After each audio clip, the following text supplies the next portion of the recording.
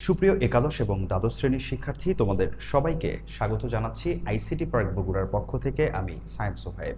ICT park বগুড়ার এই learning প্ল্যাটফর্মে আমি তুলে ধরার চেষ্টা করছি একাদশ এবং দ্বাদশ শ্রেণীর আইসিটি বিষয়ের কঠিন টপিকের সহজ সমাধান।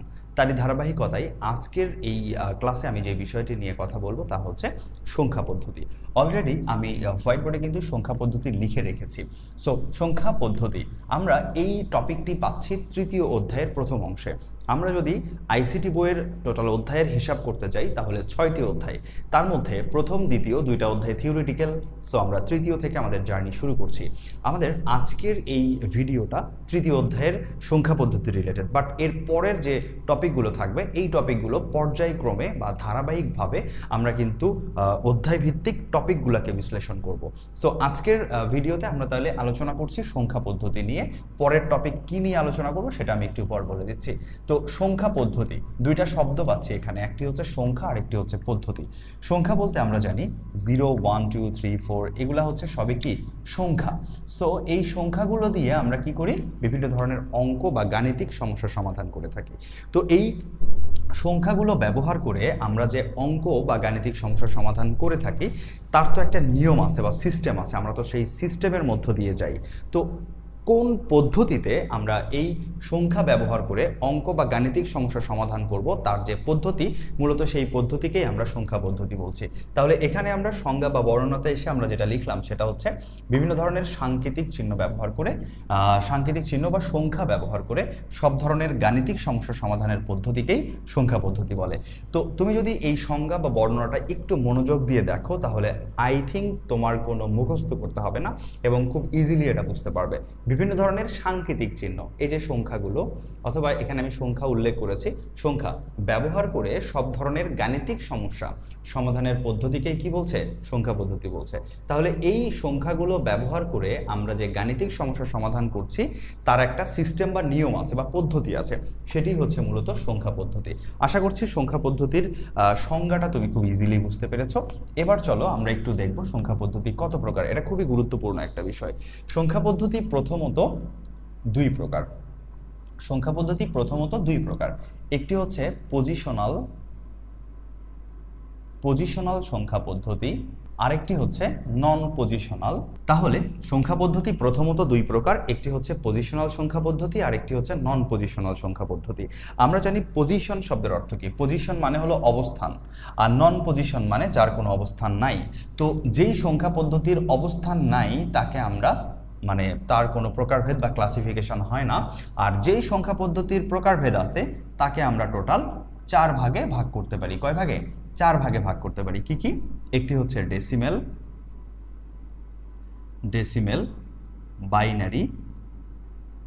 বাইনারি, অক্টাল এবং হেক্সাডেসিমেল। একদম বিগিনার যারা রয়েছে, যারা এবারই হচ্ছে এসএসসি পাশ করেছো, কলেজে ভর্তি হচ্ছ বা ফার্স্ট ইয়ারের যারা আছো, তাদের জন্য আসলে এই জিনিসগুলা আয়ত্ত করতে হবে। কারণ যারা হচ্ছে অলরেডি সেকেন্ড ইয়ারে চলে গেছে বা ফার্স্ট ইয়ারে 2-4টা ক্লাস পেয়েছো, তারা আসলে এই জিনিসগুলো খুব ইজিলি বুঝতে পারবে বা এই জিনিসগুলো অলরেডি তাদের বোঝা আছে, এটা আশা করছি। আচ্ছা, তো সংখ্যা পদ্ধতি প্রথমত আমরা দুই ভাগে ভাগ করি, বাট কেউ যদি তোমাকে বলে সংখ্যা পদ্ধতি কত প্রকার, তুমি সরাসরি বলবা সংখ্যা পদ্ধতি 4 প্রকার: ডেসিমেল, বাইনারি, অক্টাল এবং হেক্সাডেসিমেল। তো এখানে এই যে 4টা প্রকার আমরা পাইছি, ডেসিমেল, বাইনারি, অক্টাল, হেক্সাডেসিমেল, এগুলো প্রত্যেকটা হচ্ছে এক একটা ভাষা। কিসের ভাষা? অঙ্কের ভাষা, গাণিতিক ল্যাঙ্গুয়েজ। আমরা যদি বলি বলার ভাষা, যেমন পৃথিবীতে টোটাল প্রায় 4500-এর বেশি ভাষা রয়েছে, যেমন বাংলা, ইংরেজি, আরবি, ফার্সি, উর্দু, হিন্দি, এরকম কথা বলার ভাষা অনেক রয়েছে। কিন্তু অঙ্কের ভাষা রয়েছে এই 4টা fixed: decimal, binary, octal, hexadecimal. এই 4টা হচ্ছে ফিক্সড অঙ্কের ভাষা সারা দুনিয়াতে। আচ্ছা, তাহলে একটা ভাষা শিখতে গেলে তুমি যখন বাংলা শিখছো তখন তোমার সরেও সরেয়া ক খ শেখা লাগছে, যখন তুমি ইংরেজি শিখছো তখন তোমার ABCD শেখা লাগছে, আবার যখন তুমি আরবি শিখছো তখন আলিফ বা তা সা শিখতে হয়েছে। সো যে কোনো একটা ভাষা শিখতে গেলে তোমাকে প্রথমে আগে ওই ভাষার উপাদান শিখতে হয়। যেমন ডেসিমেলের উপাদান কয়টা? ডেসিমেলের উপাদান আমাদের জানতে হবে, অর্থাৎ ডেসিমেলের উপাদান হলো 10টা: 0, 1, 2, 3, 4, 5, 6, 7, 8, 9, শূন্য একটা ডিজিট, তাহলে 0 থেকে 9 পর্যন্ত গেলে টোটাল এখানে 10টা ডিজিট আমরা পাচ্ছি ডেসিমেলে। বাইনারিতে আমরা ডিজিট পাচ্ছি 2টা, 0 আর 1, এই 2টা ডিজিট পাচ্ছি আমরা বাইনারিতে।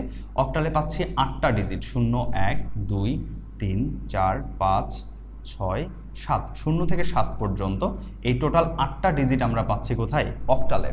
এবং হেক্সাডেসিমেল, মনে রাখতে হবে হেক্সা মানে 6 এবং ডেসিমেল মানে 10, তাহলে হেক্সাডেসিমেল মানে আমরা টোটাল জানি 16টা ডিজিট রয়েছে এই জায়গায়। 0, 1, 2, 3, 4, 5, 6, 7, 8, 9, 9-এর পরে 10, 10 লেখা যাবে না, 10-এর পরিবর্তে এ, 11-র পরিবর্তে বি, 12-র পরিবর্তে সি, 13-র পরিবর্তে ডি, 14-র পরিবর্তে ই এবং 15-র পরিবর্তে এফ। এই টোটাল 0 থেকে এফ পর্যন্ত এই টোটাল 16টা ডিজিট ব্যবহার হচ্ছে কোথায়? হেক্সাডেসিমেলে। তাহলে ডেসিমেলের টোটাল ব্যবহার হলো 10টা ডিজিট, যার জন্য ডেসিমেলের বেস বা ভিত্তি হলো 10, বাইনারির বেস বা ভিত্তি হলো 2, অক্টালের বেস বা ভিত্তি হলো 8 এবং হেক্সাডেসিমেলের বেস বা ভিত্তি হলো 16। এখন আসি বেস বা ভিত্তি দিয়ে কি হয়, এই বেসগুলো দিয়ে কি হয়। মূলত আমরা একটা সংখ্যা চিনতে পারি। ধরো এখানে যদি আমি লিখি 57, এখন এই 57 কথাটা আমি কোন ভাষায় লিখছি দেখো তো? ডেসিমেলে লিখছি, এই যে 57 আছে ডেসিমেলে, ফাইন। অক্টালেও তো আছে 57, হেক্সাডেসিমেলেও তো 57 আছে, তাহলে স্পেসিফিকভাবে বলতে পারছি না আমি কোন ভাষায় এই অঙ্ক বা সংখ্যাটা লিখছি। কখন বলতে পারবো? যখন আমরা ছোট্ট করে এখানে 10 লিখে দিব, তখন আমরা বুঝবো এটা ডেসিমেলে লেখা আছে, কারণ ডেসিমেলকে প্রতিনিধিত্ব করতেছে মূলত বেস, অর্থাৎ বেস দেখে আমরা বুঝবো সংখ্যাটা কোন ভাষায় লেখা আছে। তো এখানে 10, যদি এখানে 10-এর জায়গায় 8 লেখা থাকে তাহলে আমরা বুঝবো এটা অক্টালে আছে। যদি দেখি এখানে 16 আছে তাহলে আমরা বুঝবো এটা হেক্সাডেসিমেলে আছে। মূলত এইভাবে আমরা বেস দিয়ে সংখ্যাটা চিনতে পারি। এখন অনেক সময় পরীক্ষায় প্রশ্ন আসে বেস বা ভিত্তি কি, বেস বা ভিত্তি কি, এরকম একটা প্রশ্ন হতে পারে।